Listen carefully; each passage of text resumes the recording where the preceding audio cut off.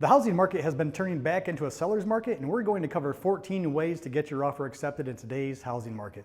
Now that the market has shifted into what I would call a balanced plus market, meaning it's favoring sellers overall right now, each of these methods presented in this video are simply tools in our tool belt. We'll evaluate each home you're looking at making an offer on and choose which tools to use to win the bid on that particular home. Hey everyone, Realtor Jeff Rising with the Rising team here. And if you're looking to buy a home, just reach out to me via phone, email, or text, and let's chat. The first way to get your offer accepted in a hot seller's market is to make your offer non-contingent on the sale of a home. A contingency allows you to back out of the home purchase contract and get your deposit back. If you own a home already and you're needing to sell that home first to buy that replacement home, in a strong seller's market, it will be difficult to get an offer accepted with the contingency that you sell your home first. Basically, you cannot make the offer contingent on selling your home. If your home is in escrow and you're closing very soon, you may still want to throw a contingency on there. Potentially you could do that, but otherwise it's just not being accepted in today's hot seller's market here in Southeast Michigan.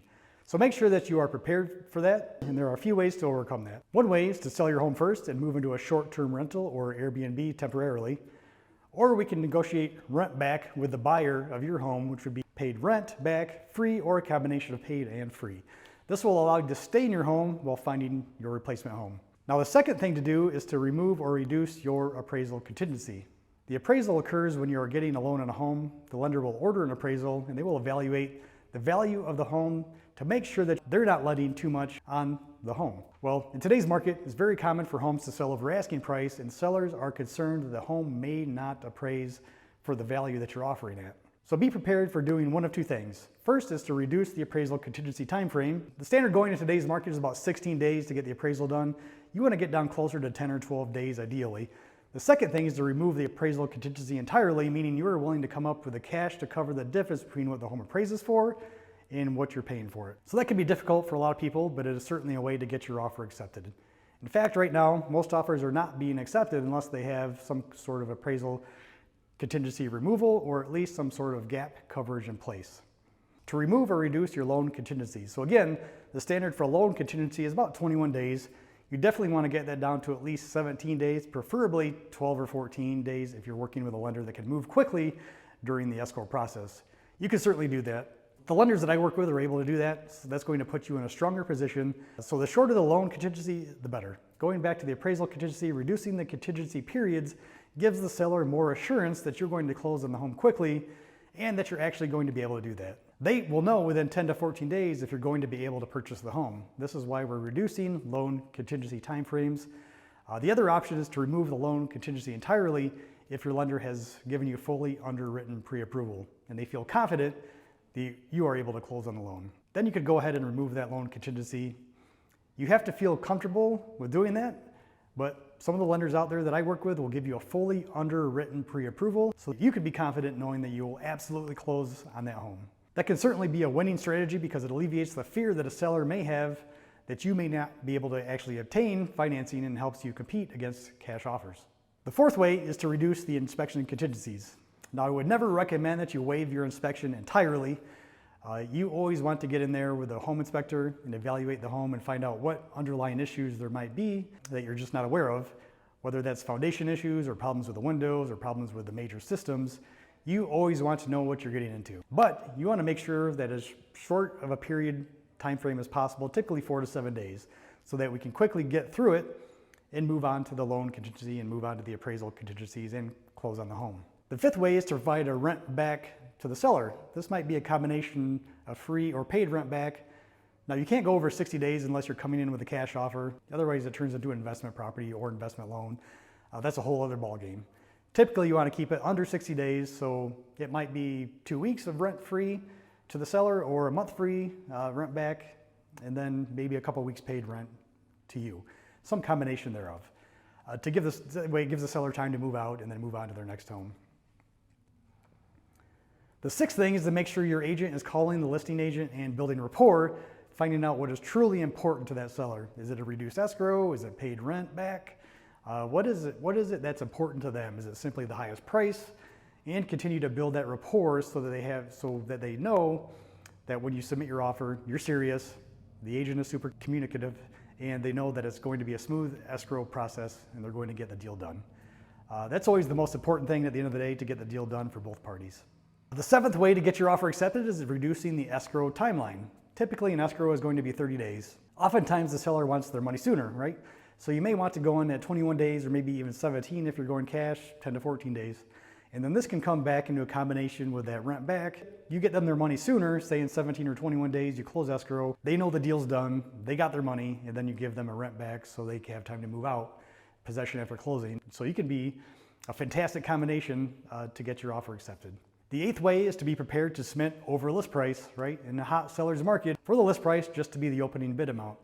Be prepared on single family homes, be paying $10,000, $25,000, maybe $50,000 over list price, sometimes higher. Just be prepared to pay over list price, especially when you're competing against other offers. If there are more offers, the higher the price tends to go. The ninth way to submit an escalation clause, so this is where you make an offer on a home. Let's say the home is $200,000. You come in with an offer at $210,000, but you know there's other bids out there. You get countered in a multiple offer situation. You can come back with an escalation clause that says, hey, I'm willing to go up to 240, but only if you can verify and prove to me that another offer has come in above my 210 initial price offer.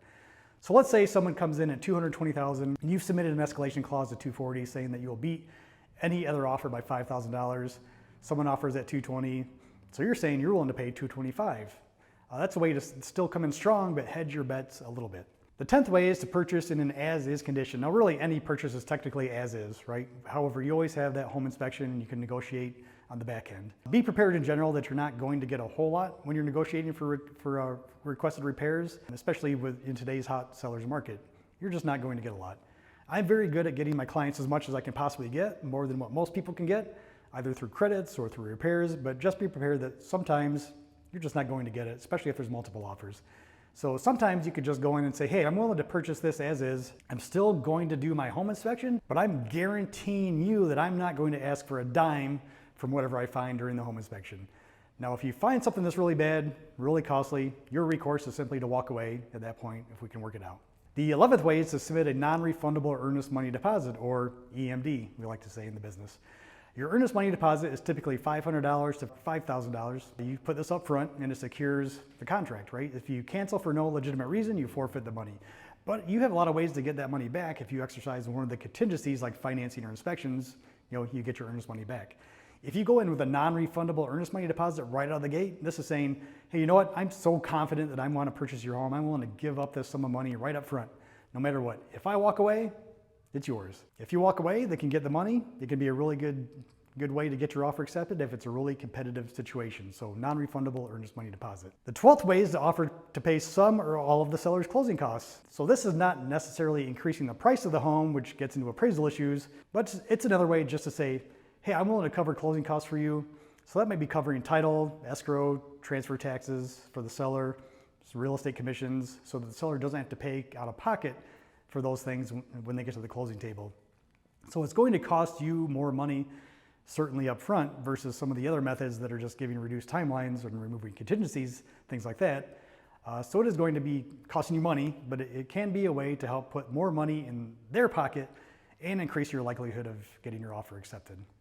The 13th way is to look for homes that did not sell over the weekend. Even in a hot seller's market, sometimes it happens if there's something kind of going on with the home for some reason, the buyers just weren't quite into it, maybe it's overpriced, but maybe it's the right home for you. The right time to look for these deals is on Tuesday and Wednesday in the middle of the week, because that is no man's land in the land of selling real estate. Agents and sellers really get nervous when the home doesn't sell over the first weekend on the market. They're like, what's going on? What's going to happen going into the next weekend, or the next weekend after that? Is the house going to sell? So that can be an opportunity for you to jump in and potentially be the only bidder on the home and get your offer accepted for a reasonable price. And finally, the 14th way, if all else fails, make sure your offer gets into a backup position. There's actually a form for where we can put your offer as a formal backup position to the first offer that they accepted, so that if the number one offer backs out for any reason, you're the next one in line with an offer accepted with the terms already negotiated, and you can get rolling on purchasing that home. It won't go back on the market. You would just be the next in line to start your purchase process. Those are all the different ways that you can get into an accepted offer in today's market. Again, this is Jeff Rising, and if you or someone you know is ready to buy a home, please reach out to me via phone, text, or email, and let's have a conversation.